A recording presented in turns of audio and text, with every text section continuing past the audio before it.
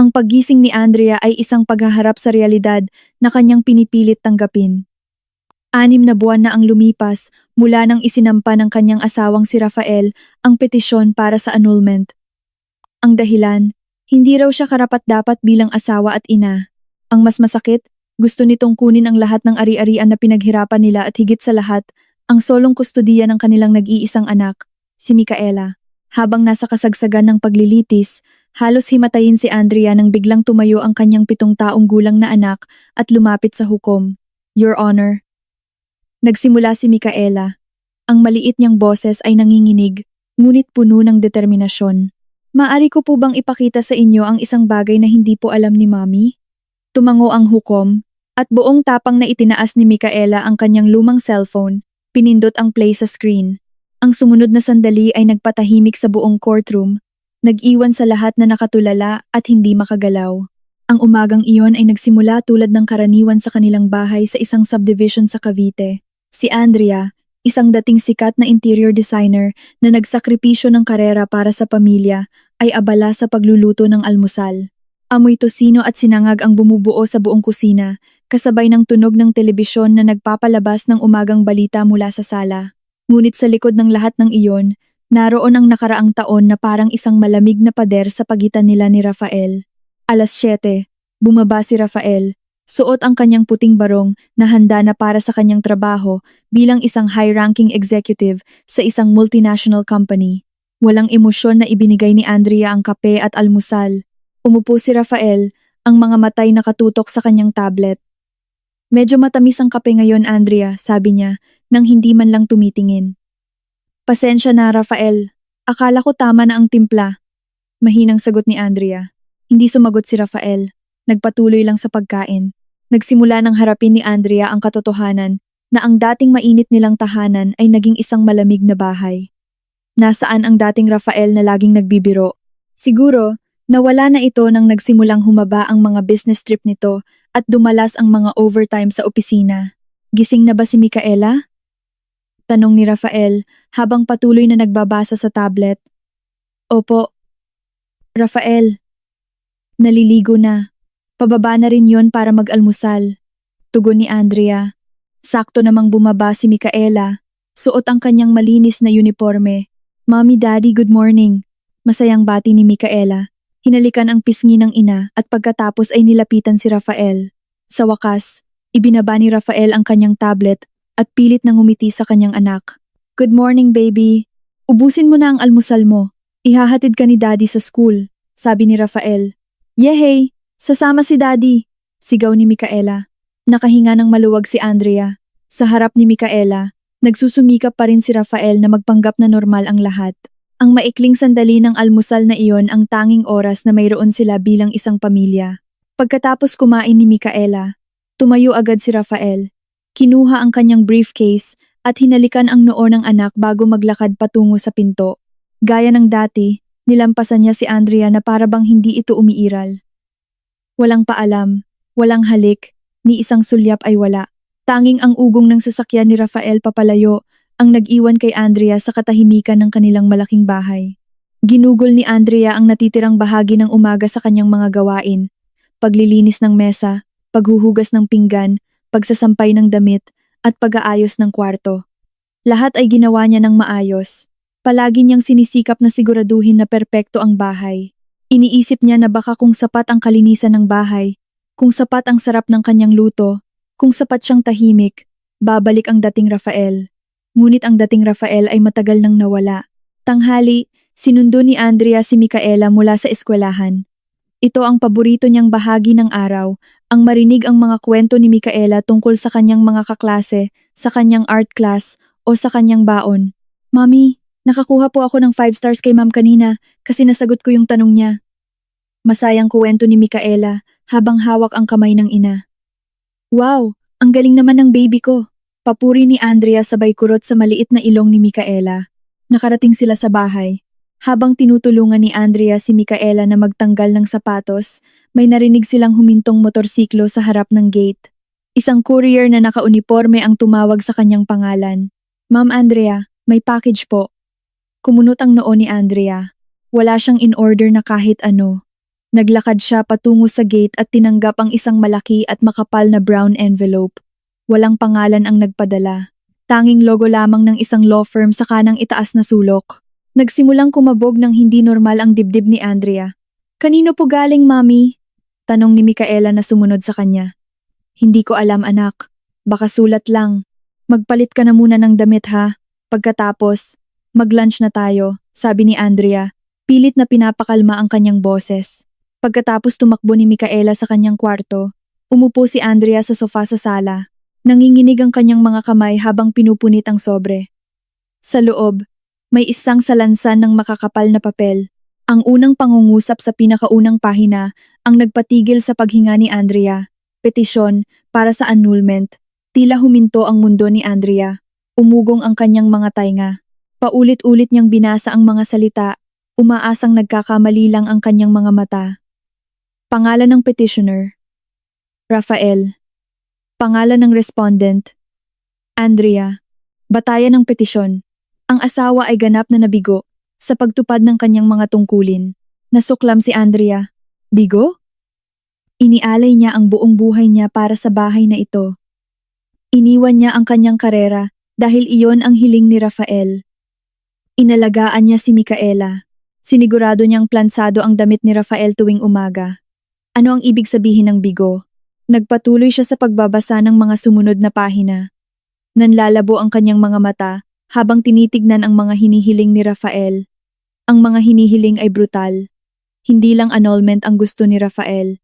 Hinihiling niya ang solong kustodiya kay Micaela sa dahilang si Andrea raw ay isang taong emotionally unstable at hindi marunong mag-alaga ng anak. At ang pinakamasakit sa lahat, hinihiling ni Rafael ang lahat ng kanilang conjugal properties kasama na ang bahay na tinitirhan nila. Ang dahilan? Wala raw naiambag si Andrea sa pinansyal na aspeto at lahat ng ari-arian ay mula sa pagsisikap ni Rafael lamang. Napaupo si Andrea sa malamig na sahig, ang mga papel ay nagkalat sa paligid niya. Kaya pala ganito ang lamig ng pakikitungo ni Rafael sa loob ng maraming buwan. Ito pala ang planong lihim niyang inihahanda sa kanyang likuran. Bumukas ang pinto sa harap. Mas maagang umuwi si Rafael kaysa karaniwan. Tumayo siya sa may pintuan. Tiningnan si Andrea na nakaupo sa sahig. Pagkatapos ay ang mga papel na nagkalat. Malamig ang kanyang ekspresyon, walang bahid ng pagsisisi. "Rafael, anong ibig sabihin nito?"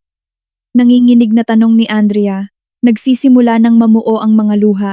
Kalmadong hinubad ni Rafael ang kanyang sapatos. Niluwagan niya ang kanyang kurbata habang naglalakad papalapit.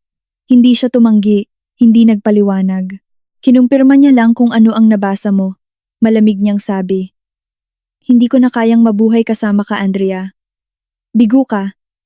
Bigo ka bilang asawa. At bigo ka bilang ina." "Bigo?" Pigil na sigaw ni Andrea, hindi makapaniwala sa narinig. "Inalagaan ko ang bahay na to. Pinalaki ko si Micaela." Inalagaan ng bahay. Mapang-uyam na tumawa si Rafael. "Ang ginagawa mo lang ay ubusin ang pera ko. Kailangan ni Micaela ng mas mabuting modelo.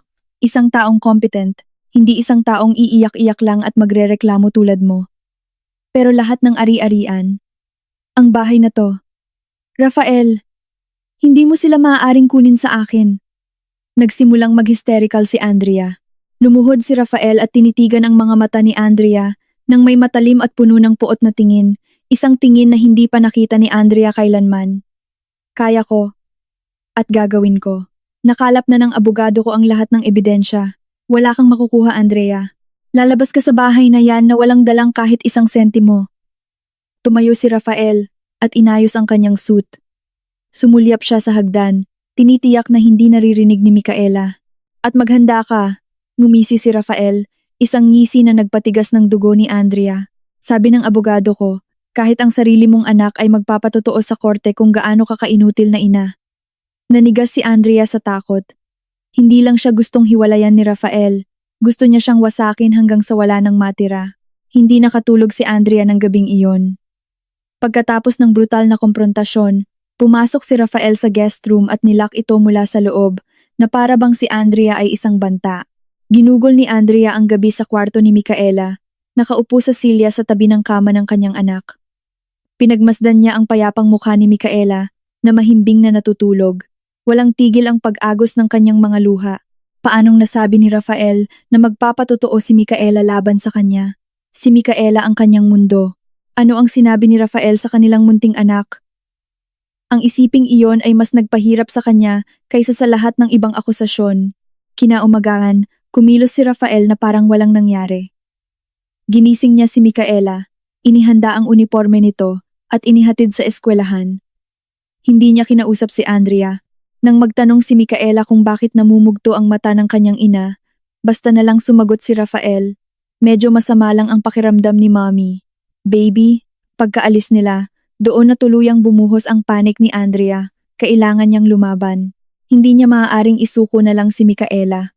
Kinuha niya ang kanyang cellphone, naghanap ng mga pangalan ng kilalang annulment lawyers sa syudad. Ngunit isang masakit na katotohanan ang sumampal sa kanya. Kailangan ng pera para sa abogado, down payment, consultation fee. Napagtanto ni Andrea na wala siyang sariling pera. Sa buong panahong iyon, binibigyan siya ni Rafael ng buwanang budget na saktong-sakto lang para sa mga pangangailangan sa kusina at sa pag-aaral ni Micaela. Wala siyang naitabi. Ang tanging pag-asa niya ay ang kanilang joint account. Ang account na akala niya ay emergency fund ng pamilya. Nanginginig ang mga kamay na binuksan ni Andrea ang banking app sa kanyang cellphone. Inilagay niya ang password. Malakas ang kabog ng kanyang dibdib.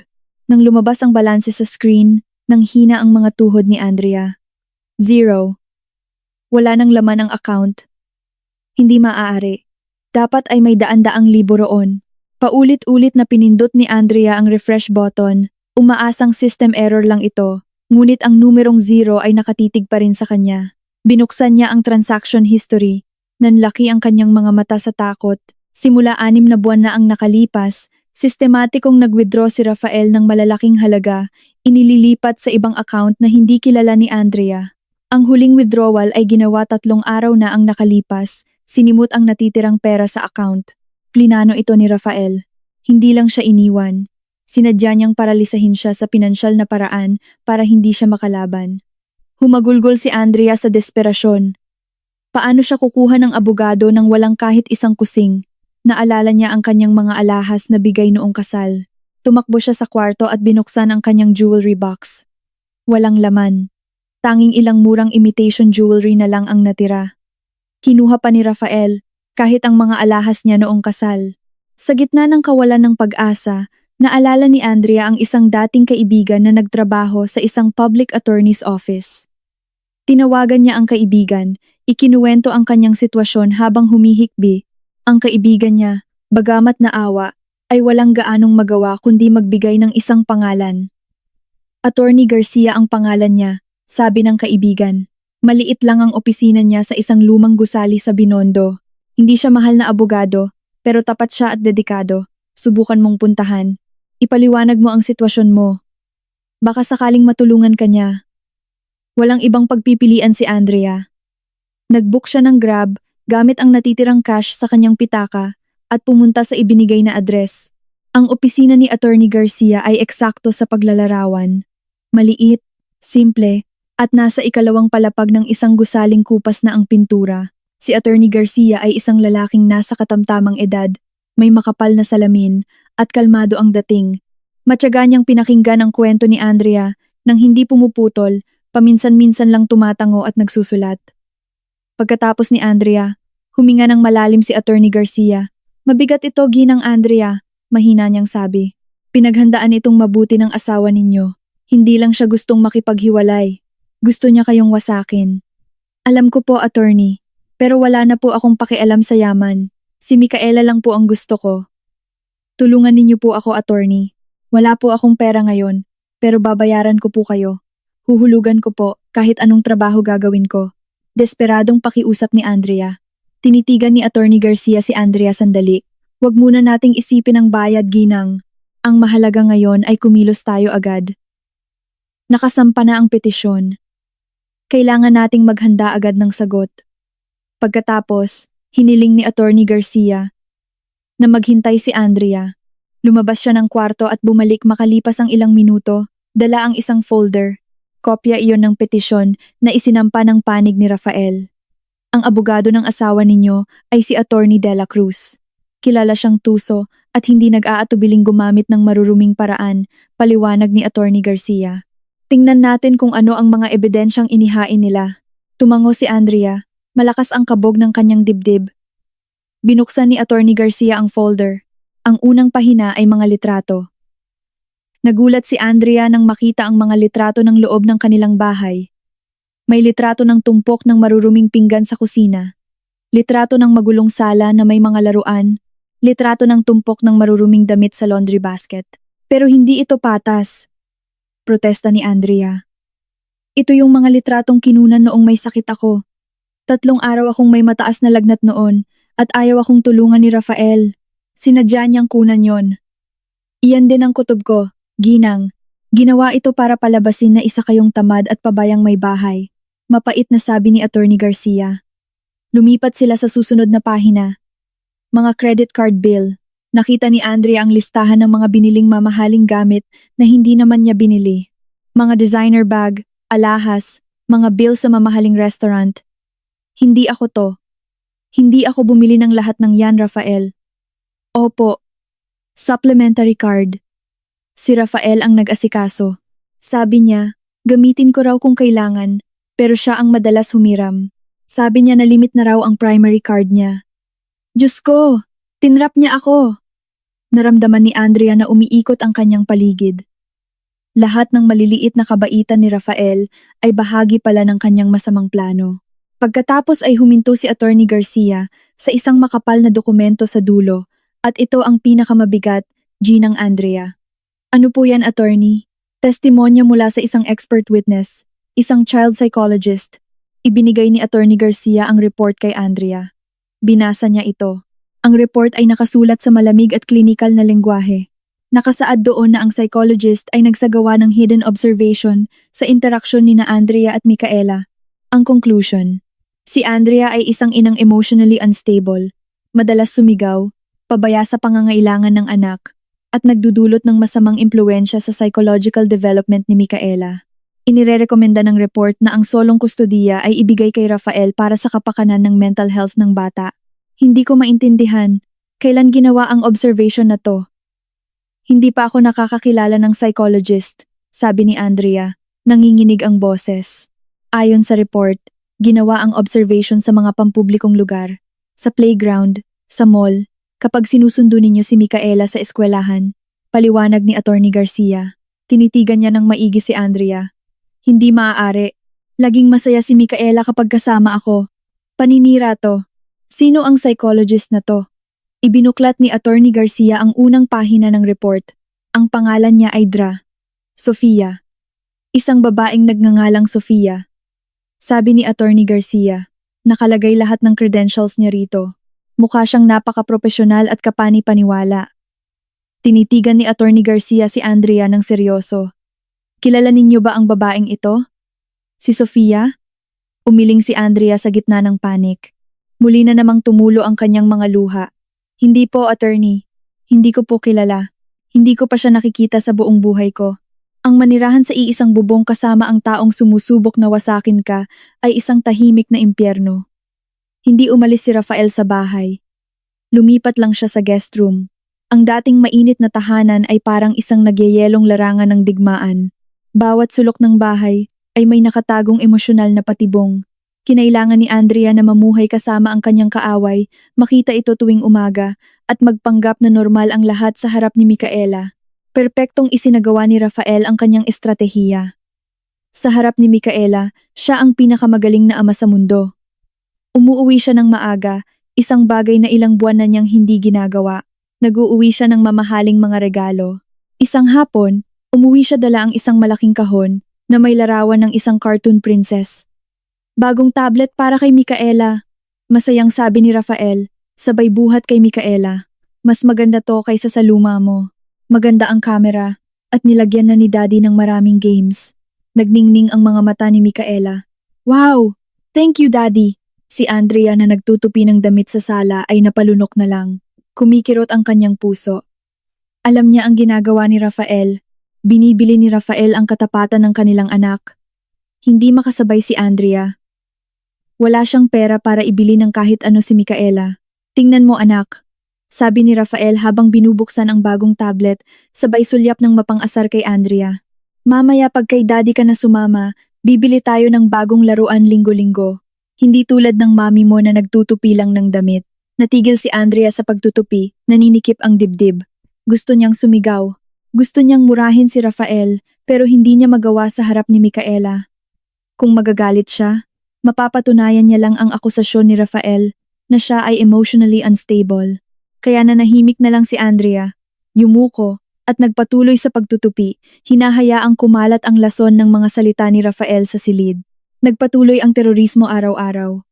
Sistematikong winasak ni Rafael ang autoridad ni Andrea bilang ina. Kapag nagluluto si Andrea ng hapunan, pupunta si Rafael sa kusina, titikman ito at sasabihin sa harap ni Micaela, medyo maalat na naman ang sopas. Anak, okay lang, bukas o order na lang tayo sa labas. Kapag tinutulungan ni Andrea si Micaela sa homework, aagawin ito ni Rafael. Si daddy na. Masyadong komplikado ang turo ni mommy. Malilito ka lang. Pakiramdam ni Andrea ay paliit siya ng paliit, nagiging invisible sa sarili niyang bahay. Nagsimula na siyang magduda sa sarili. Totoo bang hindi masarap ang luto niya? Totoo bang hindi siya marunong magturo? Napakagaling ni Rafael sa kanyang pag-arte. Pinalalabas siyang isang babaeng walang kakayahan. Si Micaela na naipit sa gitna ay nagsimulang magpakita ng pagkalito. Mahal niya ang kanyang ina, malinaw iyon. Pero gusto rin niya ang lahat ng atensyon at regalo mula sa kanyang ama. Minsan yayakapin ni Micaela si Andrea nang mahigpit na parang naghahanap ng kanlungan. Ngunit sa ibang pagkakataon, tila alanganin siya, lalo na pagkatapos may ibulong sa kanya si Rafael. Isang gabi, hindi makatulog si Andrea. Dahan-dahan siyang naglakad patungo sa kwarto ni Micaela para siguraduhin na okay lang ito. Bahagya niyang binuksan ang pinto. Mahimbing nang natutulog si Micaela. Sa kanyang study table, nakalagay ang bagong tablet na bigay ni Rafael. Ngunit nang lumapit si Andrea para kumutan si Micaela, may napansin siyang kakaiba. Ang munting kamay ni Micaela ay mahigpit na nakayakap sa isang bagay sa ilalim ng kanyang unan, hindi ang paborito niyang teddy bear. Maingat na sumilip si Andrea. Kumabog ang kanyang dibdib. Iyon ang lumang cellphone ni Micaela, ang murang cellphone na, basag na ang screen sa ilang bahagi. Ang cellphone na laging pinagbabawalan ni Andrea na laruin dahil baka masugatan si Micaela ng basag na salamin. Kumunot ang noo ni Andrea. Bakit pa tinatago ni Micaela ang sirang cellphone na ito? Bakit niya ito itinatago sa ilalim ng unan habang ang bago at magandang tablet ay nasa mesa? Hindi maintindihan ni Andrea. Akala niya ay emosyonal na attachment lang ng isang bata sa luma nitong laruan. Hindi niya alam na sa loob ng basag na cellphone na iyon, nakatago ang sikretong magbabago sa lahat. Bumalik siya sa kanyang kwarto, lalong gumugulo ang isip. Ang kasukdulan ay nangyari ilang araw pagkatapos. Hinihintay ni Andrea si Micaela mula sa eskwela. Nangako siyang gagawa ng paboritong chocolate cake ni Micaela. Ngunit isang oras nang nakalipas ang uwian, wala pa rin si Micaela. Tumawag si Andrea sa eskwelahan. Sinabi ng eskwelahan na sinundo na raw si Micaela ni Rafael. Nanlumo ang puso ni Andrea. Hindi nagpaalam si Rafael. Tinawagan niya si Rafael ng maraming beses. Pero hindi ito sumasagot. Lumipas ang 2 oras, 3 oras. Halos mabaliw na si Andrea sa pag-aalala. Pabalik-balik siya sa sala. Namumuo na ang luha sa kanyang mga mata. Ikasiyam ng gabi nang marinig ang sasakyan ni Rafael. Pumasok si Micaela na tumatawa. Dala ang isang malaking paper bag mula sa isang amusement park. Sa likod niya, kaswal na naglalakad si Rafael na may ngiti ng tagumpay. Saan kayo galing, Rafael? Bakit mo dinala si Micaela nang hindi nagpapaalam? Halos mamatay ako sa pag-aalala. Sigaw ni Andrea. Nanginginig ang boses sa pinaghalong luha at galit. Dinala ako ni Daddy sa Enchanted Kingdom, Mommy. Ang saya-saya, sabi ni Micaela. Malamig na tinitigan ni Rafael si Andrea. Bakit? Ama niya ako. May karapatan akong isama ang sarili kong anak. Saka wala ka namang ginagawa sa bahay. Pero dapat nagpaalam ka. Para ano? Para sirain mo ang kasiyahan namin sa drama mo? Doon na amoy ni Andrea ang amoy ng pabango ng babae. Isang malambot ngunit banyagang amoy na kumapit sa polo ni Rafael. Hindi ito ang pabango ni Andrea. Hindi rin ito ang karaniwang amoy ni Rafael. Rafael, ikaw. Nakita ni Rafael kung saan nakatingin si Andrea. Alam niyang naamoy ito ni Andrea. Hindi siya nataranta. Sa halip, ngumiti siya. Hinintay niyang tumakbo si Micaela sa kwarto para itago ang mga bagong laruan. Nang silang dalawa na lang, lumapit si Rafael kay Andrea. Napakalapit ng kanyang mukha. Ang kanyang boses ay isang mahinang bulong na puno ng lason. Na-realize mo na, akala mo matitiis kong mabuhay kasama ang isang boring na babaeng tulad mo habang buhay? Wala ka sa kalingkingan niya. Umatras si Andrea. Nanikip ang kanyang paghinga. May ibang babae pala. Lahat ng ito, lahat ng akusasyon, ay para lang maalis siya para makasama ang ibang babae. Sino siya? Bulong ni Andrea. Wala kang pakialam. Isa siyang babaeng successful, matalino, at marunong magpasaya ng lalaki, hindi tulad mo. Nang gabing iyon, pumasok si Micaela sa kwarto ni Andrea. Mami, bakit po kayo umiiyak? Agad na pinunasan ni Andrea ang kanyang mga luha. Wala to, baby. Masakit lang ang ulo ni Mami. Tiningnan ni Micaela ang ina nang may tingin na mahirap ipaliwanag. Mami, totoo po bang may sakit kayo? Sabi ni Daddy. Lagi raw po kayong malungkot at galit kasi may sakit kayo. Sabi ni Daddy, pag sumama ako sa kanya, makakapagpahinga raw po kayo at gagaling. Gumuho ang puso ni Andrea. Nilason ni Rafael ang isip ng kanyang munting anak. Minanipula ni Rafael si Micaela para maniwala na may sakit ang kanyang ina at ang pag-iwan sa kanya ay isang kabutihan. Niyakap ni Andrea si Micaela ng mahigpit. Micaela, makinig ka kay Mami. Walang sakit si Mami. Mahal na mahal ka lang ni Mami. Hindi na magagalit si Mami. Promise. Pero nangyari na ang pinsala. Nakita ni Andrea ang pagdududa sa mga mata ng kanyang anak. Si Rafael na nakatayo pala sa may pinto at narinig ang usapan ay ngumisi lang mula sa dilim. Nilampasan niya si Andrea na tulala pa rin. Tinapik ang balikat ng asawa na parang nagbibigay ng peking simpatya. Enjoy your time, bulong ni Rafael nang mapang-asar malapit sa tainga ni Andrea. Malapit na. Kahit tawagin kang Mami, hindi na niya gagawin. Ang mediation hearing ay isang malupit na biro. Nakaupo sila sa isang maliit at masikip na silid. Ang mediator na itinalaga ng korte ay sumusubok na maghanap ng gitnang daan. Nagsimula si Attorney Garcia sa isang kalmadong boses. Ginoong Rafael, hindi po marami ang hinihiling ni Ginang Andrea. Gusto niya lang po ang kustodiya ni Micaela o kahit joint custody na lang. Tungkol sa ari-arian, maari po nating pag-usapan ng maayos. Bago pa matapos si Attorney Garcia, mabilis na pumutol si Attorney De La Cruz, ang abogado ni Rafael na makinis at mahal ang dating. Wala nang dapat pag-usapan, matalas na sabi ni Attorney De La Cruz. Itinuktok niya ang folder sa mesa. Malinaw ang posisyon ng aming kliyente. Sige ng Andrea ang panig na nabigo sa kasal na ito. Ang kanyang kabiguan sa pag-aasikaso ng tahanan at pagpapalaki ng anak ay napatunayan na. Hinihiling ng aming kliyente ang solong kustodiya para sa kinabukasan ni Micaela. Si Rafael ay nakaupo sa tabi niya. Nagpapakita ng blangkong mukha na para bang siya ang biktima. Gusto ko lang po ang pinakamabuti para sa anak ko, sabi niya sa tunog na nagpapaawa. Nanginginig si Andrea. Ang pinakamabuti ay kunin ang ina sa kanyang tabi. Mahinang tumawa si Attorney De La Cruz. Ginang Andrea, kung ipipilit ninyo, itutuloy natin ito sa korte at sinisigurado ko sa inyo, lahat ng ebidensya namin ay magpapahiya sa inyo. Mga litrato, credit card bills, testimonya ng eksperto. Mas mabuting pirmahan ninyo na lang ang kasunduang ito. Nagmamagandang loob ang kliyente namin na payagan kayong umalis sa bahay nang walang anumang demanda. Umalis sa bahay nang walang dala at walang Micaela? Baliw na ba kayo? Sigaw ni Andrea. Sinubukang mamagitan ng mediator, pero hindi natinag si Rafael at ang kanyang abogado. Idineklarang bigo ang mediation. Tinapik ni Attorney Garcia ang balikat ni Andrea paglabas nila. Lakasan ninyo ang loob ninyo, Ginang Andrea. Ngayon palang magsisimula ang tunay na laban. Dumating ang unang araw ng paglilitis.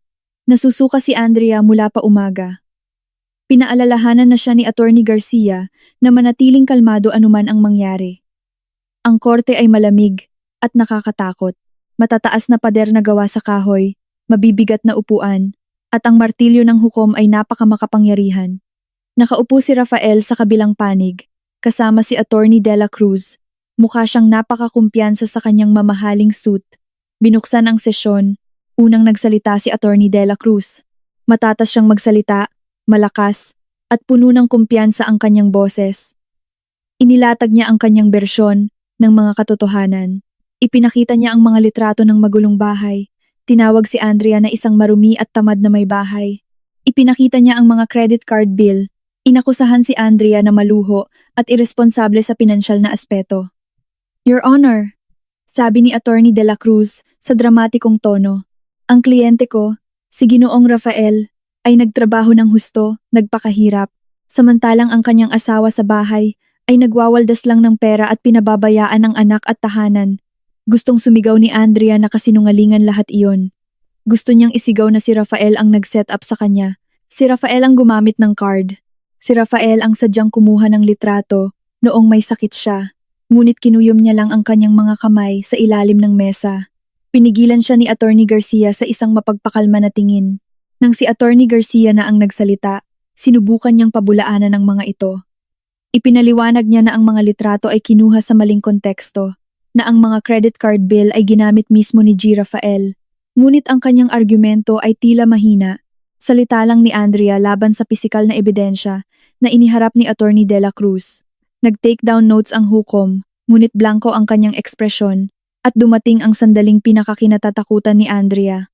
Ang panig ng petitioner ay tatawag ng isang expert witness, sabi ni Attorney De La Cruz. Si Dr. Sofia, isang child psychologist. Bumukas ang pinto ng korte. Isang babae ang pumasok. Napigil ni Andrea ang kanyang hininga. Ang babae ay maganda, napakaganda at elegante. Nakaayos ang buhok, suot ang isang profesional na blazer, at naglalakad ng may kumpiyansa. Hindi siya mukhang masamang tao. Mukha siyang kapani-paniwala. Nang manumpa ang babae, naamoy ni Andrea ang parehong pabango. Ang parehong amoy na kumapit sa polo ni Rafael ng gabing iyon. Tila huminto ang pagtibok ng puso ni Andrea. Siya pala. Siya ang babae. Ang kabit ni Rafael. At nagpapanggap siyang child psychologist. Umupo si Sofia sa witness stand. Mahinahon siyang nagsalita. Malinaw ang kanyang pananalita. Gumagamit ng mga terminolohiyang psikolohikal na mukhang napaka-propesyonal at kahanga-hanga. Opo, Your Honor. Sinimula ni Sofia ang kanyang testimonya, sumasagot sa mga tanong ni Attorney De La Cruz.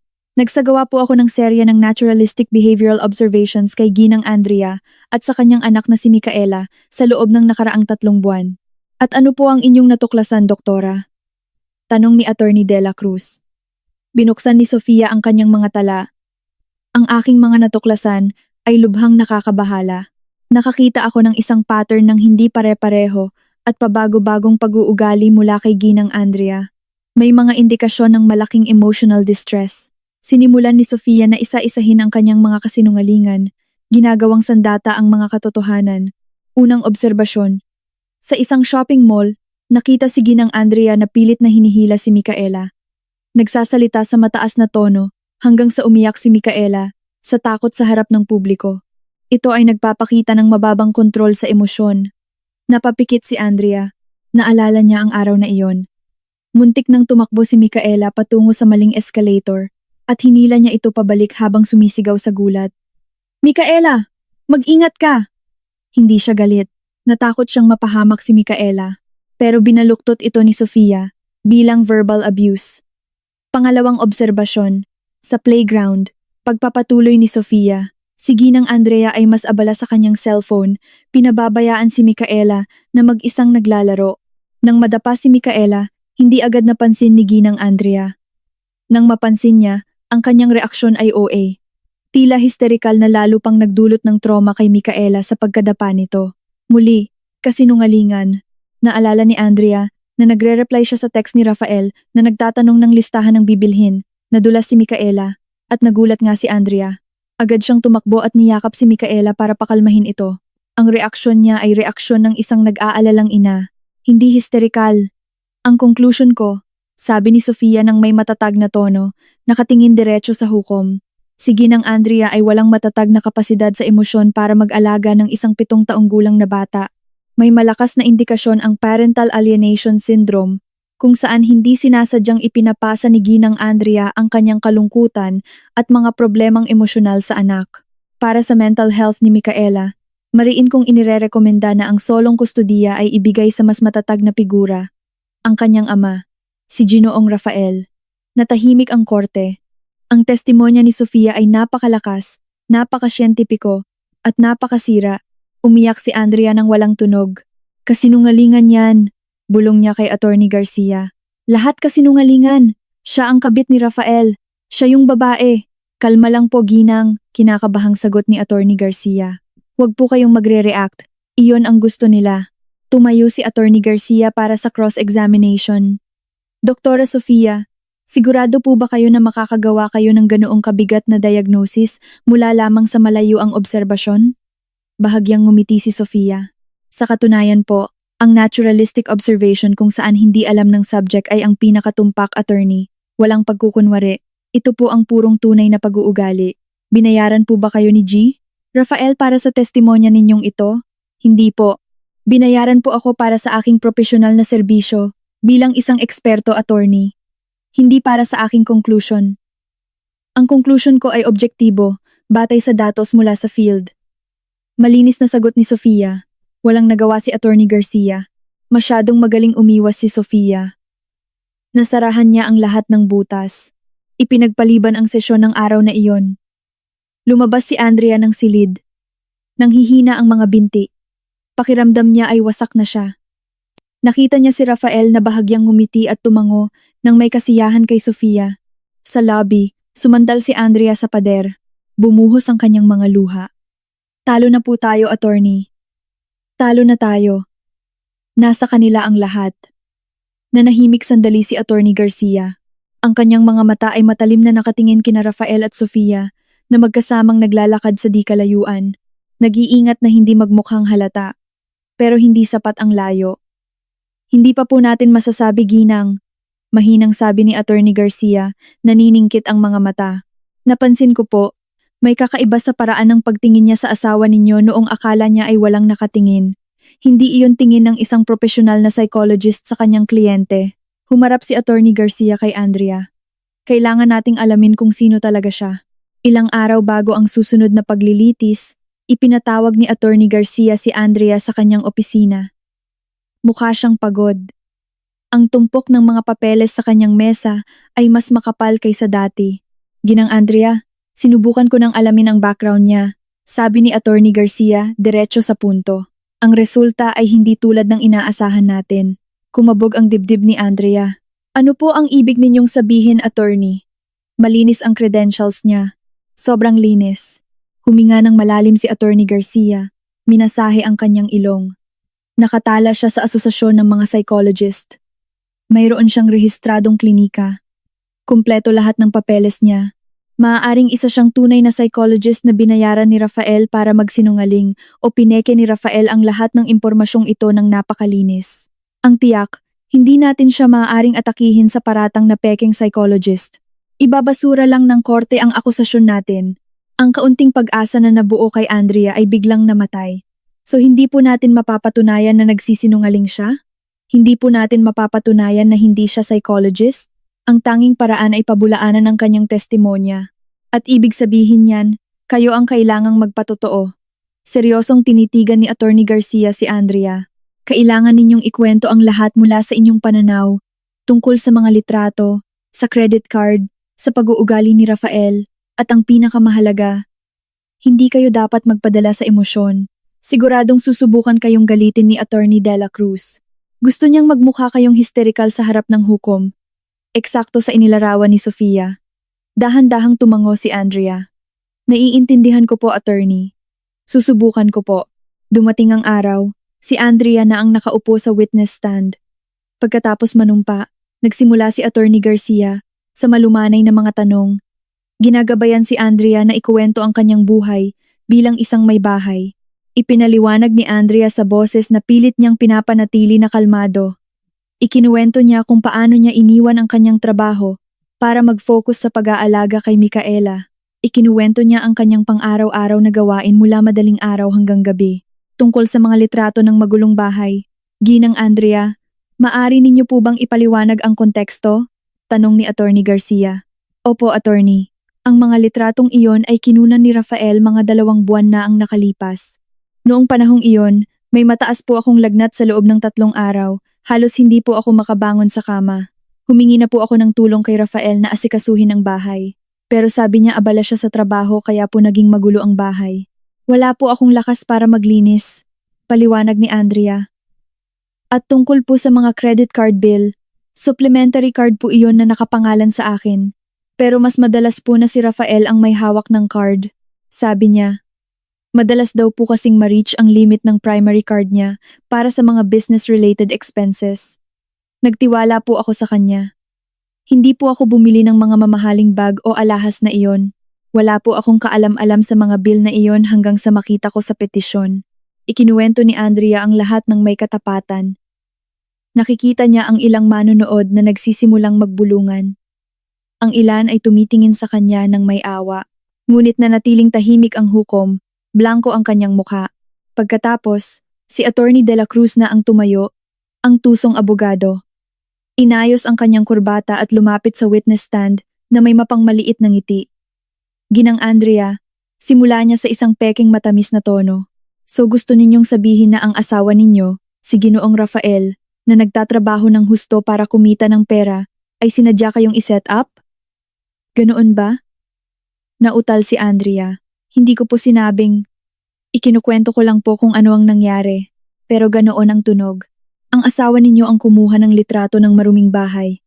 Ang asawa ninyo ang gumamit ng credit card. Lahat ay asawa ninyo. Mukhang wala kayong kasalanan dito. Perpekto kayo. Ganoon ba? Siyempre hindi po. Hindi po ako perpekto, pero hindi ako bigo. Hindi bigo? Mapang-uyam na tumawa si Attorney De La Cruz. Ginang Andrea, sinabi ninyong may sakit kayo noong kinunan ang litrato. Mayroon ba kayong medical certificate na magpapatunay na 3 araw kayong may malubhang sakit? Natigilan si Andrea. Hindi po ako nagpunta sa doktor. Uminom lang po ako ng gamot sa botika. Akala ko po gagaling din ako, so walang ebidensya? Mabilis na atake ni Attorney De La Cruz. Salita ninyo lang. Salita ninyo laban sa isang tunay na litrato. Interesting. Lumipat si Attorney De La Cruz sa ibang paksa. Tungkol sa credit card, sabi ninyo asawa ninyo ang gumamit, pero nakapangalan sa inyo ang card. Nag-report po ba kayo sa bangko na ginagamit ito ng mali? Hindi po. Sinabihan ninyo po ba ang asawa ninyo? Hindi po, nanahimik lang kayo. Hindi ba't nagpapakita iyon na pabaya kayo at iresponsable sa pinansyal? O baka naman sang-ayon kayo sa lahat ng binili? Nagtiwala po ako sa kanya. Asawa ko po siya. Nagsimulang tumaas ang boses ni Andrea. Isang bulag na pagtitiwala. Sigaw ni Attorney De La Cruz. Isang pagtitiwala na sumira sa pananalapi ng pamilya. At ngayon sinisisi ninyo ang inyong asawa? Hindi ko siya sinisisi. Tama na. Itinaas ni Attorney De La Cruz ang kanyang kamay. Bumalik siya sa kanyang mesa at kumuha ng isang malaking nakaprint na litrato.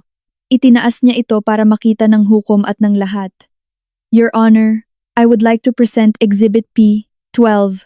Nanlaki ang mga mata ni Andrea sa takot. Litrato niya iyon. Litrato niya na umiiyak at sumisigaw. Magulo ang buhok. Kinuha iyon sa kanilang kwarto ilang linggo bago dumating ang petisyon. Ginang Andrea, maaari ninyo po bang ipaliwanag ang litratong ito? Tanong ni Attorney De La Cruz, puno ng tagumpay ang tono. Nanginginig si Andrea. Nagsisimula ng mamuo ang mga luha. Iyan. Iyan.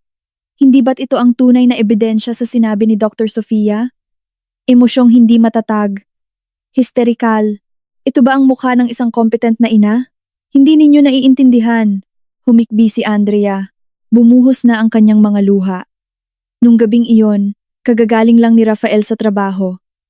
Sinabi niya sa akin na isa akong walang kwentang asawa. Sinabi niyang pabigat lang ako. Nilait niya ako. Sinabi niyang hindi ako karapat-dapat maging ina ni Micaela. Pinrovoke niya ako. So inaamin ninyo? Umatake si Attorney De La Cruz. Hindi siya binibigyan ng pagkakataong huminga. Inaamin ninyong sumigaw kayo ng histerikal. Inaamin ninyong nawalan kayo ng kontrol. Eksakto sa inilarawan ni Dr. Sofia. Kayo ay emotionally unstable. Hindi! Sumigaw si Andrea. Tumayo siya mula sa kanyang upuan. Tinrap niya ako! Lihim niyang kinunan ang litratong iyon pagkatapos niya akong saktan. Masama siya! Masama! Order! Malakas na pinukpok ang martilyo ng hukom. The witness will remain calm. Sit down. Humagulgol si Andrea. Nanginginig ang kanyang mga balikat. Napaupo siyang muli sa kanyang upuan. Wasak. Wasak na ang lahat. Ginawa niya eksakto ang gusto ni na Rafael at Attorney De La Cruz. Nagmukha siyang hysterical. Nagmukha siyang unstable. Nagmukha siyang eksakto sa imahe ng bigong ina na kanilang nilikha. Sumulyap siya kay Rafael. Nakayuko ang lalaki. Nagpapakita ng pekeng malungkot na ekspresyon na para bang nasasaktan siya sa pagiging unstable ng asawa. Ngumiti ng may kasiyahan si Attorney De La Cruz. Umiling ng bahagya ang hukom. Malinaw ang kanyang ekspresyon, pumanig na siya. Ang paglilitis ng araw na iyon ay natapos sa ganap na pagkawasak ng panig ni Andrea.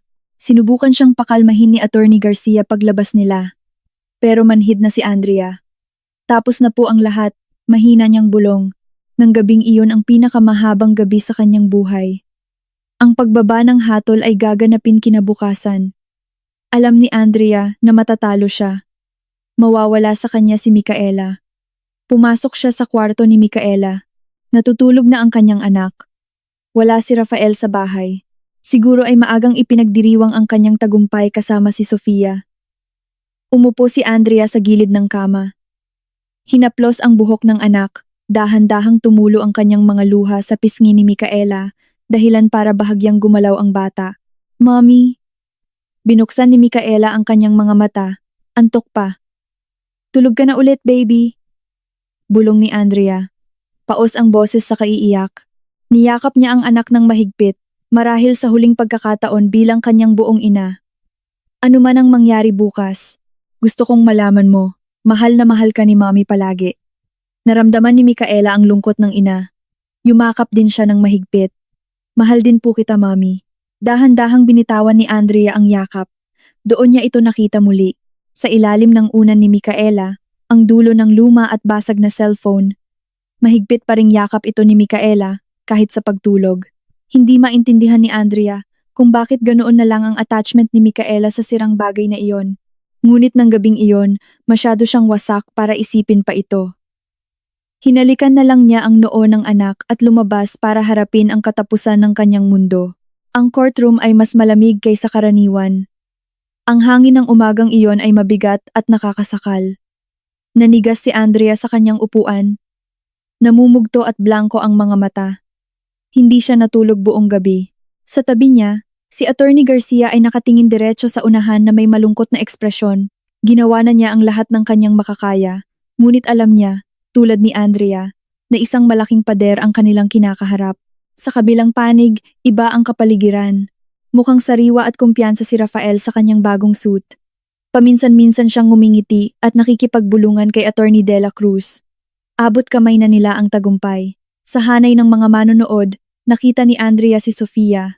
Nakaupo ang babae ng elegante. Suot ang isang cream-colored na damit. Nakatingin kay Andrea na may bahagyang ngiti na halos hindi makita. Isang ngiti ng isang nagwagi. Pumasok ang hukom. Natahimik ang lahat. Ang puso ni Andrea ay kumakabog ng napakabilis na parang sasabog. Ang paglilitis sa kaso ng annulment na may numerong. Sinimulan ng hukom ang mga formalidad. Ang agenda ngayon ay ang pagbasa ng hatol. Ngunit bago iyon, pinahihintulutan ko ang magkabilang panig na magbigay ng kanilang huling pahayag. Unang tumayo si Attorney De La Cruz. Binuod niya ang kanilang tagumpay ng matatas. Your Honor, sabi niya sa malakas na boses. Sa kabuuan ng paglilitis na ito, nakita natin ang hindi matatawarang ebidensya. Ebidensyang litrato na nagpapakita ng kapabayaan ni Ginang Andrea sa pag-aasikaso ng tahanan, ebidensyang pinansyal na nagpapakita ng kanyang kawalan ng responsibilidad, at higit sa lahat, ang testimonya ng isang kilalang child psychologist, si Dr. Sofia, na objektibo at siyentipikong nagpaliwanag sa emosyonal na kawalang tatag ng respondent. Tinuro ni Attorney De La Cruz si Andrea. Nasaksihan pa nga natin mismo ang hysterical na pag-uugali ni Ginang Andrea sa korte na ito, na malinaw na naitala, na nagpapatibay sa diagnosis ni Dr. Sofia. Lumipat siya kay Rafael. Sa kabilang banda, mayroon tayong si Ginoong Rafael, isang amang matatag, matagumpay sa pinansyal, at higit sa lahat, may matatag na emosyon at lubos na nagmamalasakit sa kinabukasan ng kanyang anak. Your Honor, napakalinaw ng pagpipilian dito. Hindi ito tungkol sa pagpaparusa sa isang asawa, kundi sa pagsasalba sa isang bata. Para sa pinakamabuting kapakanan ni Micaela, hinihiling namin na ang solong kustodiya ay ibigay sa aming kliyente, si Ginoong Rafael, at aprobahan ang kanyang hiling sa paghahati ng ari-arian. Umupo si Attorney De La Cruz na may ngiti ng tagumpay. Ngayon si Attorney Garcia na. Dahan-dahan siyang tumayo. Hindi siya tumingin sa hukom kundi sa paligid ng silid. Your Honor, nagsimula si Attorney Garcia sa isang mahina ngunit matatag na boses. Ang nasaksihan natin dito ay hindi ebidensya. Ito ay isang character assassination, isang planadong pagwasak ng pagkatao. Ang mga litrato ay maaaring manlinlang. Maaari kang kumuha ng litrato ng kusina ng pinakamagaling na chef sa mundo sa maling oras at palabasing marumi ito.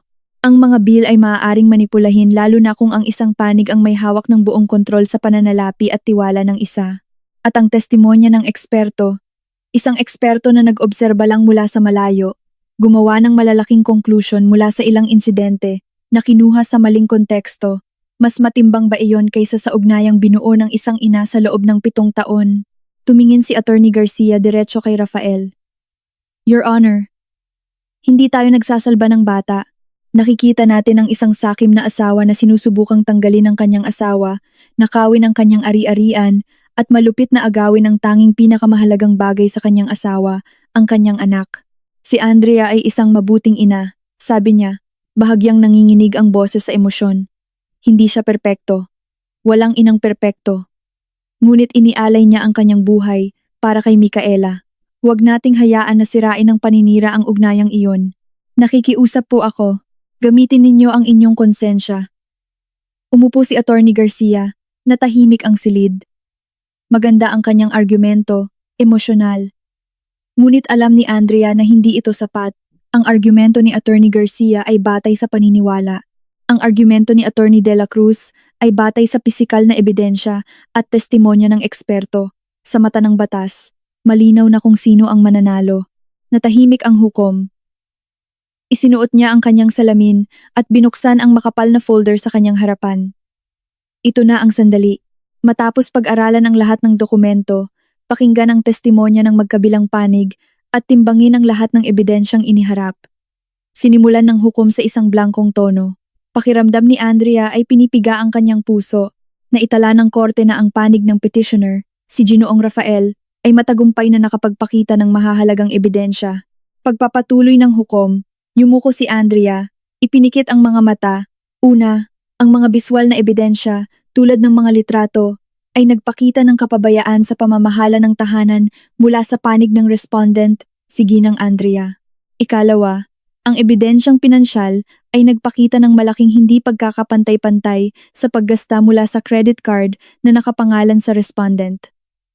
Bawat pangungusap ay parang saksak ng kutsilyo.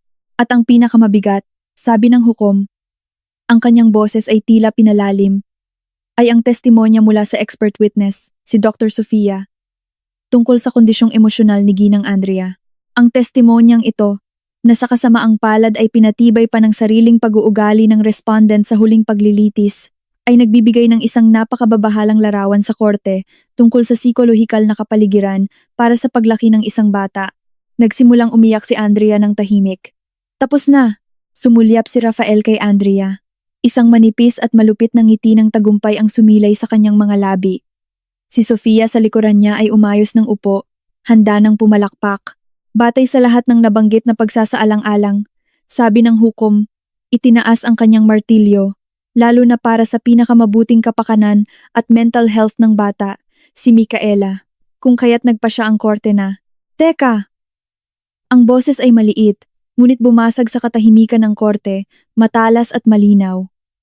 Sabay-sabay na lumingon ang lahat sa pinanggalingan ng boses.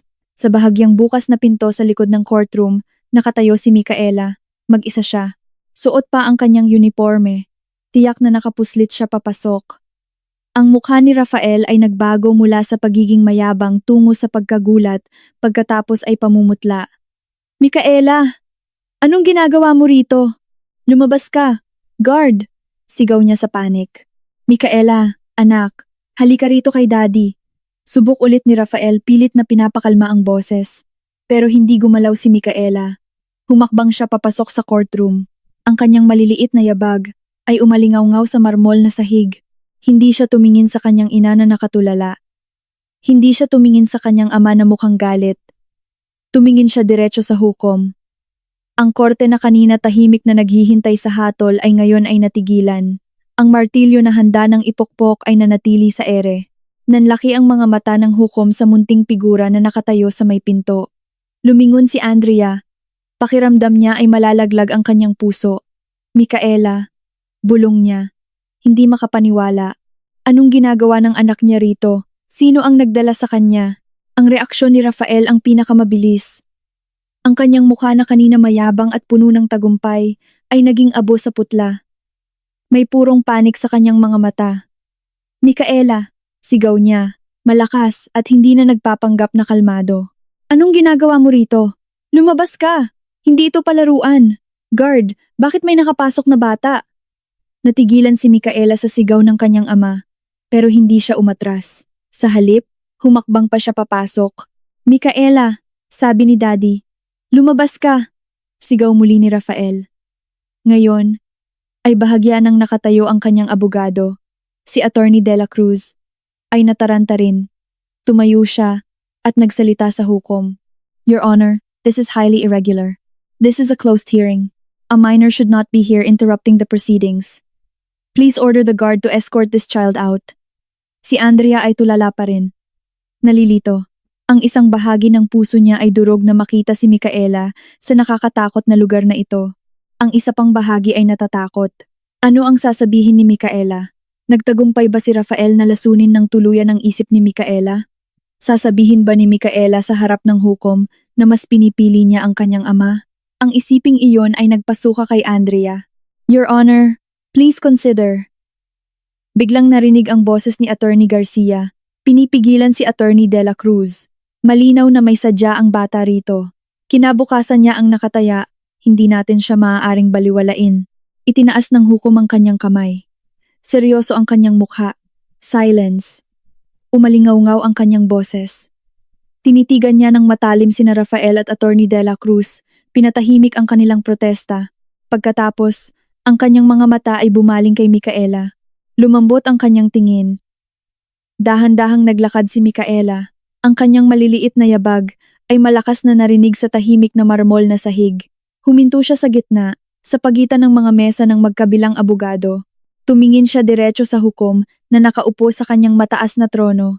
Your Honor, sabi ni Micaela, nanginginig ang boses ngunit malinaw na narinig sa buong silid. Sorry po kung nakaistorbo si Micaela. Ayos lang iha, sabi ng hukom. Ang tono niya ay parang isang ama. Bakit ka narito? Sino ang nagdala sa'yo? Ako lang po. Hinatid po ako ni tita, pero nakapuslit po ako. Narinig ko po sabi ni Daddy, masama raw po si Mami. Nanlaki ang mga mata ni Rafael. Micaela, huwag kang magsalita ng kung ano-ano. Tumahimik ka. Mr. Rafael, sigaw ng hukom. Hayaan ninyo siyang magsalita. Tinakpan ni Andrea ang kanyang bibig. Namumuo na ang mga luha. Lumunok si Micaela. Tila nag-iipon ng lakas ng loob. Muli siyang tumingin sa hukom. Ang kanyang mga mata na inosente at malinaw ay nagpapakita ng katapatan. Sabi po ni Daddy, masama si Mami. Sabi po ni Daddy, palagi raw pong galit si Mami. Sabi po ni Daddy, hindi raw po marunong mag-alaga si Mami. Pagpapatuloy niya, bahagyang nanginginig ang boses. Ipinikit ni Andrea ang kanyang mga mata. Ito na ang katapusan. Uulitin ni Micaela ang lahat ng kasinungalingan ni Rafael. Pero ang isang salitang iyon ay nagpamulat sa mga mata ni Andrea. Pero, pwede ko po bang ipakita sa inyo ang isang bagay? Tumingin si Micaela sa hukom nang may pakiusap. Isang bagay na hindi po alam ni Mami. Ang pangungusap na iyon ay nanatili sa ere. Isang bagay na hindi alam ni Mami. Kumunot ang noo ni Andrea. Anong ibig sabihin noon? Muling tumayo si Attorney De La Cruz. Your Honor, this is ridiculous. We cannot turn this into a children's drama. We must. I've decided to hear her. Putol ng hukom. Ang kanyang boses ay pinal. Tiningnan niya si Micaela. Sige iha, ano ang gusto mong ipakita kay Judge? Mukhang hihimatay na si Rafael. Napahawak siya sa gilid ng mesa nang napakahigpit na namuti ang kanyang mga buko. Hindi, huwag! Bulong niya. Hindi pinansin ni Micaela ang kanyang ama. Lumapit pa siya. Ngayon lang napansin ni Andrea na may yakap-yakap si Micaela sa kanyang dibdib. Hindi ang bagong tablet na bigay ni Rafael. Iyon ang luma niyang cellphone. Ang murang cellphone na basag na ang screen na parang sapot ng gagamba. Pinagbawalan po ako ni Mami na laruin to. Sabi niya, sira na raw po. Baka masugatan daw po ang kamay ko. Pero tinago ko po. Bakit mo ito tinago, iha? Malumanay na tanong ng hukom. Kasi po ayaw ko po nung bagong tablet. Gusto ko po, mahinang sabi ni Micaela. At may nirecord po ako rito. Isang bagay na nakita ko po sa bahay. Nirecord? Anong nirecord mo? Si Daddy po nung umuwi po siya kasama si Tita Sofia. Diyos ko, tila huminto ang pagtibok ng puso ni Andrea. Si Sofia sa bahay. Kailan? Sa hanay ng mga manonood. Si Sofia na kanina eleganteng nakaupo ay nanigas. Ang kanyang mapang-asar ng ngiti ay napalitan ng pamumutla. Objection! Sigaw ni Attorney De La Cruz. A recording by a minor cannot be evidence. This is a violation of privacy. Recorded without consent. The recording proves that your expert witness lied. Attorney De La Cruz. Matalas na sagot ni Attorney Garcia. This is very interesting. Tama na ang pagtatalo. Pinukpok ng hukom ang martilyo. Ang kanyang mga mata na kanina parang sa isang ama ay naging matalim. Naamoy na niya ang isang malaking kasinungalingan. Clerk, assist the child. Connect that device to the courtroom monitor. Now! Wag! Desperadong sigaw ni Rafael. I object, Your Honor. This is a trap. Your objection is noted, Mr. Rafael. Now sit down. Utos ng hukom. Isang clerk ang mabilis na lumapit kay Micaela. Kinuha ang basag na cellphone ng may pag-iingat. Naghanap siya ng cable. At ilang sandali pa, ang malaking monitor sa dingding ng korte na kanina'y nagpapakita ng mga dokumento ay naging itim. Pagkatapos ay ipinakita ang home screen ng cellphone ni Micaela. Tinakpan ni Rafael ang kanyang mukha. Si Sofia sa likuran ay nanginginig. Si Micaela na nakatayo na ngayon sa tabi ng clerk ay nakatingin sa screen. Hindi siya tumingin kay Andrea o kay Rafael. Nakatuon lang siya sa kanyang gawain. Ito po, kuya, turo niya sa isang video file sa gallery. Kinlik ng clerk ang file. Lumabas ang thumbnail ng video. Sige iha, sabi ng hukom. I-play mo ang video. Iniunat ni Micaela ang kanyang munting hintuturo. Pinindot niya ang play button sa screen. Nagsimula ang video. Kumislap ang malaking monitor. Ang kuha ay medyo nanginginig at tagilid. Mababa ang anggulo, na para bang nirecord mula sa likod ng isang bagay. Narinig ang mahinang tawanan. Sala natin yan, bulong ni Andrea. Nakilala ang sofa at ang malaking paso sa sulok. Ang video ay tila kinuha mula sa likod ng pasong iyon, ang lugar kung saan madalas magtago si Micaela kapag naglalaro ng tago. Pagkatapos, dalawang tao ang pumasok sa frame, si Rafael at si Sofia. Hindi si Sofia na suot ang profesional na blazer tulad sa korte, kundi si Sofia na suot ang isang manipis at kaswal na pambahay na bestida, gulo-gulo ang kanyang buhok. Pumasok si Rafael na tumatawa. Agad na niyakap si Sofia mula sa likod at hinalikan ang leeg nito. Diyos ko! Sabay-sabay na nabulungan ang narinig mula sa buong korte. Natigilan si Andrea. Nanikip ang lalamunan. Kaya pala ang amoy ng pabango. Ang kanyang hinala. Lahat ay totoo. Ang babaeng nagbigay ng peking testimonya. Ang babaeng sumira sa kanya ay ang parehong babae na nakikipagtalik sa kanyang asawa sa sarili nilang tahanan. Sa kabilang panig, nakanganga si Attorney De La Cruz habang nakatingin sa monitor. Lumingon siya kay Rafael nang may takot sa mga mata, na para bang sinasabing, "Hindi mo sinabi ang tungkol dito!" Sa hanay ng mga manonood, yumuko si Sofia, sinusubukang itago ang kanyang mukha. Pagkatapos, ang kanilang mga boses sa video ay narinig ng malinaw at malakas sa katahimikan ng korte. Boses ni Sofia, "Sigurado ka bang gagana ang plano? Ang tanga naman ng asawa mo." Boses ni Rafael, tumatawa, "Oo naman, tanga at sunod-sunuran yon. Hindi yon maghihinala. Nailipat ko na lahat ng pera sa account mo, mahal." Ligtas na. Nanghina ang mga tuhod ni Andrea. Ang pera niya, ang kanilang joint account, inilipat sa account ni Sofia. Diyos ko po, bulong ni Attorney Garcia sa tabi niya. Nakatutok ang mga mata sa screen. Nagpatuloy ang video. Umupo si Rafael sa sofa. Hinila si Sofia sa kanyang kandungan. Boses ni Rafael. Ngisi. Kapag nasira na ang buhay niya, Sa akin na si Micaela at sayo naman ang lahat ng pera. Tigilan niyo yan! Desperadong sigaw ni Rafael. Guard, patahimikin ninyo siya. Utos ng hukom. Ipagpatuloy ang video. Gusto kong makita hanggang sa dulo. Patuloy na umikot ang video, binaliwala ang gulo sa korte. Ngayon si Sofia naman ang nagsalita. Boses ni Sofia. Paano yung testimonya ko bilang psychologist? Paano kung pabulaanan ng abogado ni Andrea yung tungkol sa observations? Boses ni Rafael. Tumatawa ulit. Naayos ko na yan. Yan ang pinakamadaling parte. Nirecord ko na siya noong nag-hysterical siya last week, tandaan mo. Mamaya po provoke-in ko ulit siya sa korte. Lalaitin ko siya hanggang sa sumabog. Siguradong sisigaw yon at iiyak sa harap ng hukom. Humagulgol si Andrea.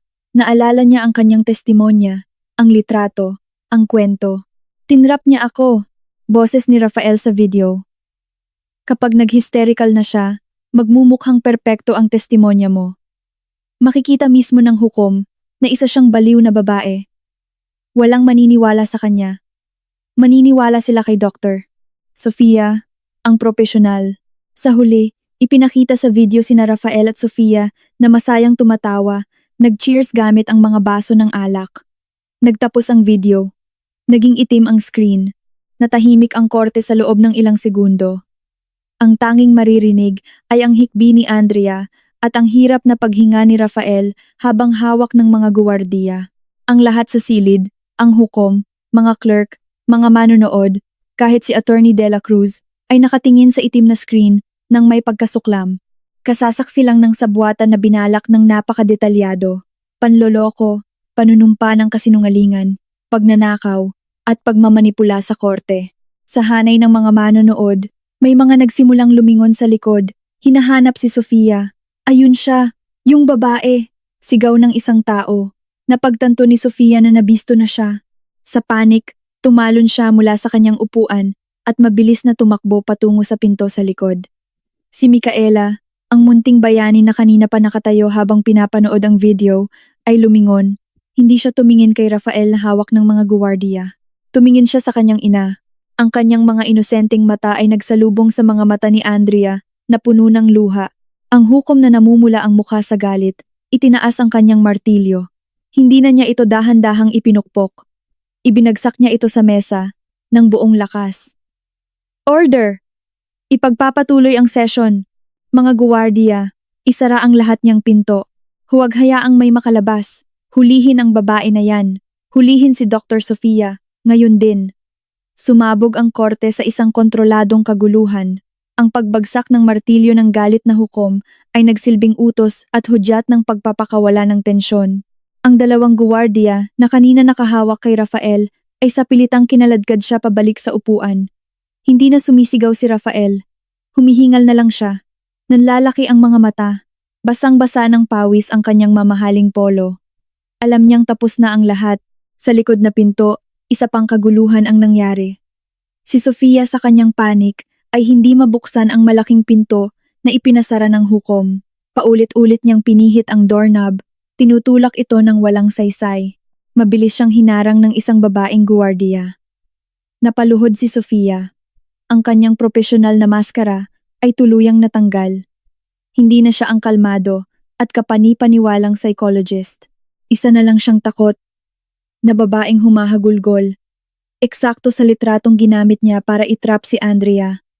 Ang karma ay dumating ng napakabilis. Napakabrutal. Dalhin siya rito sa harap. Utos ng hukom. Ang kanyang boses ay malamig at walang awa. Kinaladkad ng guwardiya si Sofia na humihikbi patungo sa harap. Pinaupo sa witness stand na ngayon ay mas mukhang upuan ng akusado. Sa kabilang panig, si Attorney De La Cruz, ang abogado ni Rafael, ay parang isang natutunaw na kandila. Maputla ang kanyang mukha, tabingi ang kanyang kurbata. Hindi na siya tumitingin sa hukom. Nakatitig siya sa tumpok ng mga papel sa kanyang harapan na para bang naghahanap ng sagot na wala roon. Ang kanyang karera, ang kanyang reputasyon, ay nawasak sa isang iglap ng isang video mula sa basag na cellphone ng isang bata. Alam niyang sangkot siya.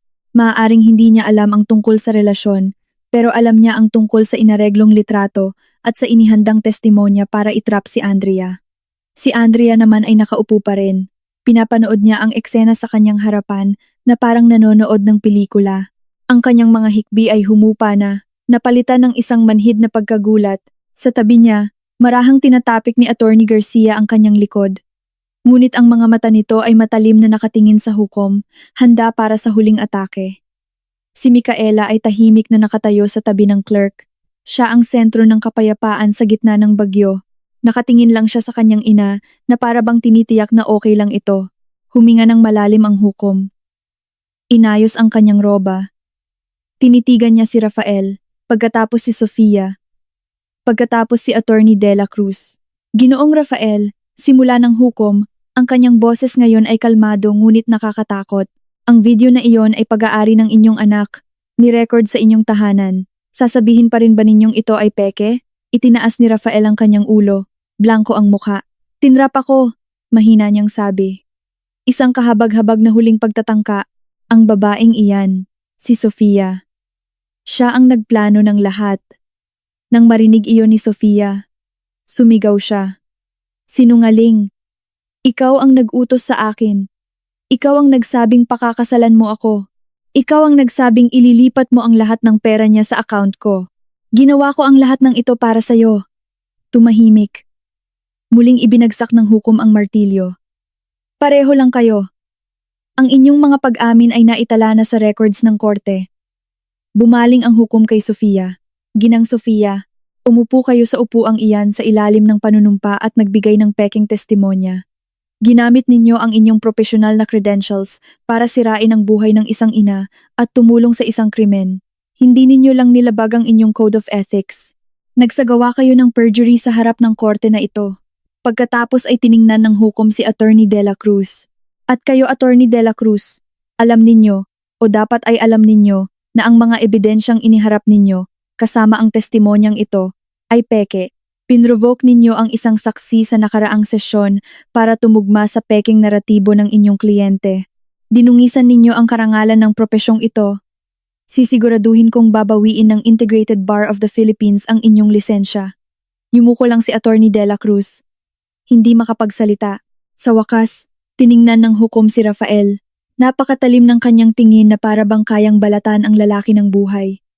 Ginoong Rafael, pumasok kayo sa korte na ito na humihingi ng katarungan. Inakusahan ninyo ang inyong asawa na bigo. Inakusahan ninyo siyang unstable. Hiniling ninyo ang kanyang ari-arian. At ang pinakamasama, hiniling ninyong paghiwalayin ang isang anak sa kanyang ina. Kinuha ng hukom ang petisyon ni Rafael at itinaas ito. Balikan natin ang inyong petisyon. Una, ang akusasyon na bigo at pabayaang asawa sa pag-aasikaso ng bahay na napatunayang peke. Ipinakita sa video na nagsabuatan kayo para siraan siya. Inihagis ng hukom ang isang piraso ng papel mula sa folder sa sahig. Ikalawa, ang akusasyon na iresponsable sa pinansyal at maluho ang asawa na napatunayang peke. Ang video ay pag-amin ninyo na ninakaw ninyo ang pera mula sa joint account at inilipat sa account ng inyong kabit. Hindi lang ito paninira, ito ay pagnanakaw. Inihagis niya ang ikalawang piraso ng papel. Ikatlo, ang akusasyon na emotionally unstable ang asawa, suportado ng peking testimonya ng eksperto, na napatunayang isang masamang plano. Ang video ay ebidensya na nagsabuatan kayo para i-provoke ang inyong asawa, i-record siya ng lihim, at gamitin ito para linlangin ang korte na ito. Inihagis niya ang ikatlong piraso ng papel. Ang buong petisyon ninyo, sabi ng hukom, tumataas ang boses, ay isang tumpok ng basura na nakabatay sa kasinungalingan, kasakiman, at pangangalo niya. Ang petisyon para sa annulment na isinampa ni Ginoong Rafael ay ibinabasura ng buo. Malakas na ipinukpok ang martilyo. Ngunit hindi pa tapos ang hukom. Hindi titigil ang korte diyan. Batay sa bagong at hindi matatawarang ebidensyang ito, ang korte ay gagawa ng desisyon para protektahan ang biktima. Una, sabi ng hukom, itinaas ang isang daliri, ang solong kustudiya sa batang nagngangalang Micaela nang walang kondisyon ay ipinagkakaloob sa kanyang ina, si Ginang Andrea. Napasinghap si Andrea. Ang mga luhang dumadaloy ngayon ay luha ng ginhawa. Tiningnan niya si Micaela, ngumiti ang kanyang anak sa kanya. Ikalawa, pagpapatuloy ng hukom, ang petisyon ni G. Rafael ay ibinasura. Gayunpaman, Inaalok ng korte kay Ginang Andrea na maghain ng counter petition. Ngayon din, nais ba ni Ginang Andrea na makipaghiwalay sa inyong asawa? Bumulong si Attorney Garcia kay Andrea. Si Andrea, sa nanginginig ngunit malakas na boses, ay tumingin diretso kay Rafael na ngayon ay nakayuko sa pagkatalo. Opo, Your Honor. Hinihiling ko po ang annulment ngayon din. Kung gayon, sabi ng hukom, ang petisyon para sa annulment ay pinagtitibay sa ngalan ni Ginang Andrea dahil sa pangangalunya at panluloko na ginawa ng asawa. Ang solong kustodiya ng anak ay kay Ginang Andrea. Ikatlo, tumayo na ngayon ang hukom. Lahat ng ari-arian na nakapangalan kina Rafael at Sofia ay i-freeze ngayon din. Nag-uutos ang korte ng buong investigasyon para matunton ang lahat ng perang ninakaw mula kay Ginang Andrea. Ang bahay na kasalukuyang tinitirhan ay idinedeklarang pag-aari ng buo ni na Ginang Andrea at Micaela. Ikaapat, umalingaw-ngaw ang boses ng hukom sa buong silid. Batay sa ebidensya ng video at pag-amin sa korte na ito, iniuutos ko ang agarang pag-aresto kina Ginoong Rafael at Ginang Sofia para sa iba't ibang krimen, conspiracy to commit fraud, perjury, pagnanakaw, at pamemeke ng ebidensya sa korte. Mga guwardya, dalhin sila! Agad na pinusasan ng mga guwardya si Rafael. Ang lalaking pumasok kaninang umaga, nang mayabang ay kinaladkad, palabas na nakayuko. Dumaan siya kay Andrea. Hindi siya naglakas loob na tingnan ang mga mata ng kanyang asawa. Pinusasan din si Sofia. Ang kanyang mga iyak ay natuyo na, nag-iwan ng isang maruming namumugtong mukha. Kinaladkad siya palabas. Ang kanyang karera at kalayaan ay naglaho. Nanginginig pa ring nakaupo si Andrea. Ngumiti ng malapad si Attorney Garcia. Panalo po tayo, Ginang. Panalo tayo. Hindi makapagsalita si Andrea. Tumayo lang siya. Dahan-dahang naglakad sa gitna ng silid. Tumakbo si Micaela para salubungin siya. Lumuhod si Andrea at niyakap ang kanyang anak nang napakahigpit na para bang yakap-yakap niya ang kanyang tagapagligtas. Umiyak siya sa munting balikat na iyon. Hindi luha ng kalungkutan kundi luha ng isang inang iniligtas ng kanyang munting bayani. Kumalat na parang apoy ang epekto ng paglilitis ng araw na iyon. Ang kaso ng basag na cellphone ay naging headline sa lahat ng dako. Ang kwento ng isang sakim na asawa, isang pekeng psychologist, at isang 7 taong gulang na munting bayani ay naging usap-usapan sa balita sa loob ng maraming linggo. Para kina Andrea at Micaela, ang mga unang linggo ay tila malabo. Inasikaso ni Attorney Garcia ang lahat. Ayon sa utos ng hukom, lahat ng ari-arian ni na Rafael at Sofia ay na-freeze.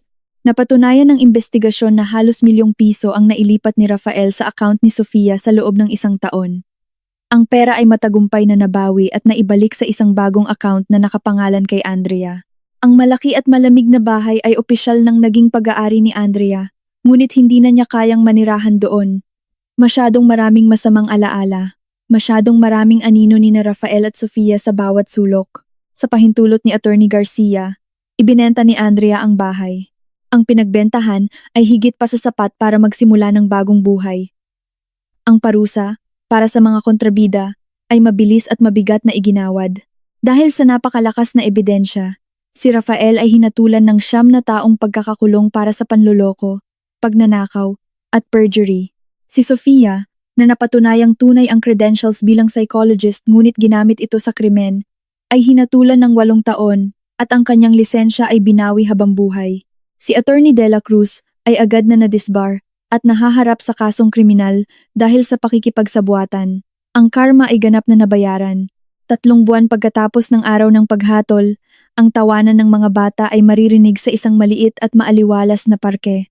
Si Andrea, na wala ng bigat sa mukha, ay nakangiting pinapanood si Micaela na naglalaro sa swing. Lumipat na sila hindi sa isang malaking bahay, kundi sa isang simple, ngunit mainit at komportableng 3-bedroom condo unit sa Quezon City. Ang apartment ay puno ng mga litrato nilang dalawa, puno ng amoy ng mga cake na gawa ni Andrea. Nagsimula si Andrea ng isang maliit na catering business mula sa bahay. Ang kanyang galing sa pagluluto na dating laging minamaliit ni Rafael ay ngayon ay pinupuri ng marami. Dumarami ang kanyang mga order. Pagod siya, pero masaya. Naging malaya siya. Mami, tingnan mo po! Tumakbo si Micaela papalapit kay Andrea na nakaupo sa bench. Marumi ang kanyang mga kamay. Malapit na po mamulaklak yung halaman ko. Ngumiti si Andrea. Hinaplos ang ulo ni Micaela. Wow, ang galing naman ng baby ko mag-alaga. Umupo sila ng magkatabi, ninanamnamang hapon. May isang tanong na matagal nang hindi na itatanong ni Andrea ng mahinahon. Anak, malambing na simula ni Andrea. Pwede bang magtanong si Mommy? Ano po yon? Mommy, tiningnan siya ni Micaela ng kanyang malinaw na mga mata. Tungkol doon sa video sa lumang cellphone. Bakit anak? Bakit mo ginawa yon? Natahimik sandali si Micaela na para bang inaalala. Kasi po ayaw ko po kay Tita Sofia. Nagkukunwari po siyang mabait. Noong nasa mall po tayo, ngumiti siya sa inyo. Pero nung nag-CR po kayo, sabi niya kay Daddy, ang tagal naman ng asawa mo. Nung nasa park din po, nakatingin po siya sa inyo. Pero sabi niya kay Daddy, hindi niyo raw po ako binabantayan. Pero nakatingin naman po kayo sa akin. Natigilan si Andrea. Ang kanyang munting anak pala ay isang matalas na taga-Masid. Tapos po nung gabing iyon, pagpapatuloy ni Micaela, nung sinabi po ni Daddy na mag-overtime siya, narinig ko po yung kotse niya na umuwi. Gusto ko po sanang ipakita sa kanya yung bago kong drawing. Pero nung bumaba po ako, nakita ko po si Daddy na pumasok kasama si Tita Sofia. Niyakap po agad ni Daddy si Tita Sofia. Natakot po ako. Nagtago po ako sa likod ng paso. Kaya doon mo ni-record? Opo, ni-record ko po gamit yung lumang cellphone. Naalala ko po kasi sinabi niyo na pag may masamang tao, dapat po may ebidensya. Hawak ko po yung lumang cellphone ko noon. Uminit ang puso ni Andrea. Nakalimutan na niyang nasabi niya pala iyon. Pero, anak, tanong ulit ni Andrea. Ito ang pinakamalaking tanong. Bakit hindi mo sinabi kay Mommy? Bakit mo yon sinikreto? Kasi po, mahinang pumutol si Micaela. Kasi po sabi ni Daddy, bawal daw po malaman ni Mommy. Doon po sa video, sabi po ni Daddy kay Tita Sofia, tanga ang asawa mo, hindi niya malalaman. Akala ko po, pag sinabi ni Daddy na bawal malaman ni Mommy, ibig sabihin malaking sikreto po iyon. Kaya tinago ko po. Ayaw ko pong magalit si Daddy pag nalaman ninyo. Ang inosenteng lohika ng isang bata. Ni-record niya ang kasamaan ng kanyang ama. Ngunit tinago niya ito dahil ang ama na rin niya ang nagsabing hindi dapat malaman ng kanyang ina. Bakit mo ipinakita sa korte? Kasi po kukunin na po kayo ni Judge sa akin. Sabi po ni Daddy, masama kayo. Sabi rin po ni Tita Sofia, masama kayo. Hindi po yun totoo. Namuo ang luha sa mga mata ni Micaela. Ayaw ko pong mapahiwalay sa inyo. Hindi po kayo masama. Kayo po ang pinakamagaling na mommy. Kaya po kailangan kong ipakita kay Judge na si Daddy at si Tita Sofia ang masama. Hindi na napigilan ni Andrea. Hinila niya si Micaela sa isang mahigpit na yakap, umiiyak sa tuwa.